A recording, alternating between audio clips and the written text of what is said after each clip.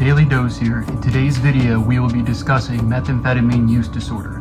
We will be looking at the pharmacological mechanisms and actions of these medications. We'll also look at meds that have failed, and also we will look at meds that show promise. But currently, there is no FDA-approved treatment, so don't watch the rest of it. If you think there is, I'm going to be talking about things that show promise and just what I've seen in the psych setting as an RN in regards to methamphetamine use disorder. And also, do that.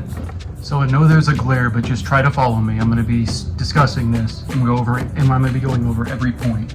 So first and foremost, methamphetamine use disorder. The pharmacological approach. Let's first dissect meds that have failed to show efficacy. And what this means is that not necessarily, it still can be prescribed as off-label, as you will see as we discuss this, because once again, there's no current FDA-approved treatment. But you will see some of these medications still prescribed, and in my opinion, I still believe a lot of these medications do have promise, even though they claim that there's no actual, since there's no actually FDA-approved drug for this. But Abilify, once again, the way it reacts is dopamine. It's a dopamine partial agonist, meaning the whole key, if you're going through methamphetamine use disorder, especially in the beginning of this, if you're going through this detox, Abilify, it's shown to be a partial agonist. It could be a full as well, but it has been shown to help use for opioid use disorder. Now, I'll get back to this in a second. Let's go to the second one. The second one is gabapentin. Gabapentin is another one that is claimed to be failed. It works on the GABA receptor. And then finally, all SSRIs are not FDA approved for meth disorder, or meth. I'm just gonna say for even the meth detox or methamphetamine use long term. So once again, my opinion, I still believe they do help people differently. Key again, off-label. These meds are still considered off-label. Like for example, I will tell you a lot of people who have used meth have a lot of neurological issues, especially with the nerve endings in their feet and in their fingers. Gabapentin can really help somebody, as well as Lyrica. And I've got a video on gabapentin and Lyrica and just more info on them. You can check it out at the end of the video. But gabapentin, I believe, can help depending on how much the person has been using, things like this. Because once again, working in the psych setting, I see things, a lot of patients, there are some common medications that are typically prescribed. SSRIs, Zoloft, Prozac, you name it. These ones as well, Lexapro, prescribed because they help with depression.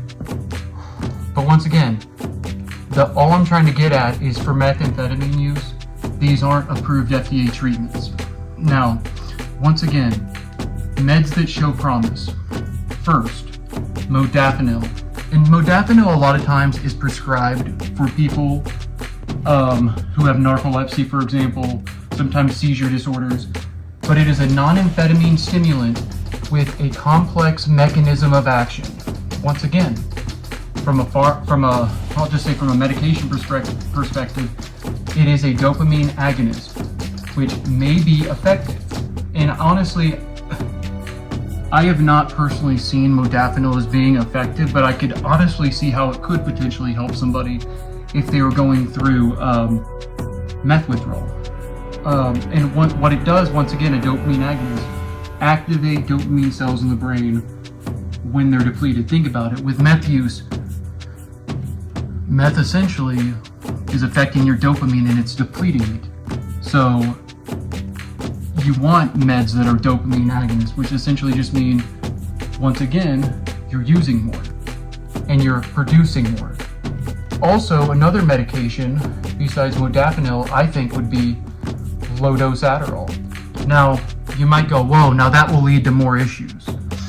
In all honesty, low-dose Adderall use for somebody, especially in the early stages of the detox, could help because of the cravings they're going to have. And you'd rather have somebody, if they're not using meth, you'd rather them take a low dose of this, which is controlled, especially for the early part, which I would say from start of detox to 2 weeks after, and then wean them off or start to. Wellbutrin, another medication. It's an antidepressant. Also, it's approved for smoke, so it has been approved for smoking cessation. It is FDA for that, but it's not for meth use. Also, it is known to relieve the withdrawal symptoms. And in particular, in early withdrawal and long term, it helps with cognitive function. Now, I have seen this. For patients, Wellbutrin is an off-label medication used for depression and for people who have suffer from stimulant use disorder or meth use disorder. So, cognitive functioning, and the good thing about this is it can be a long-term treatment. Sorry with it's not working that well, the marker, but it can be a good long-term treatment. So I do think it should have more studies, and I do think it should be FDA approved. In particular, in early abstinence from meth. Now you might be asking, what is the whole point of this video? Once again, sorry for the glare. The whole point of this video is to show you that as well as this is that methamphetamine use in the 90s, from the early 90s up until now, has skyrocketed across the board, from the East Coast, West Coast, to the Midwest being hit really hard. And the fact that there's nothing that's been FDA approved should just show you still how new it is. Like, now once again, heroin, things like this, we have more treatments, and I think it's due to the fact of how you can overdose so easily that they really do prioritize treatments, which I do think is great in my thinking, as well as for people who use meth. A lot of times, yes, can you overdose in the idea of using too much? Yes, but can you die of a meth overdose by itself? Technically, yeah, yes, you can, but it is a very, very low compared to things like heroin, where you stop breathing. But also, just wanted to say, anyone out there who is suffering from, let's just say, methamphetamine use, there are treatments out there. Yes, you might go look on the internet right now. Methamphetamine treatments, it's going to say like cognitive therapy, which is great, just things like that, but you'll see there's no medications, so a lot of times you'll think, oh, no need to go see a doctor, I'm just going to try to just do this on my own, which, yes, you can do, because with meth, a lot of times through the detox, if you're just using meth alone, the chance of having a seizure, things like this, are a lot lower. It's a painful detox, but can be done. But there are medications that can assist you, especially in the early part of this process, and it is worth it, obviously, in the long term. And I talk about this once again because I'm a psychiatric RN. That is your daily dose of mental health. We're gonna check out my 365 days of running every day, my short series. We're gonna do some more pharmacology in the next couple of videos in regards to different drugs and different detoxes and the withdrawal and what can assist with it. But I wanted to start with this one because meth, I know, is a very highly discussed topic. And I know for some people they might think that, oh, this wasn't a good video, or even this isn't true. The reality about this is it is true. There are no FDA approved treatments, but there are off-label medications that can assist. Love you all. Please like and subscribe, leave a comment.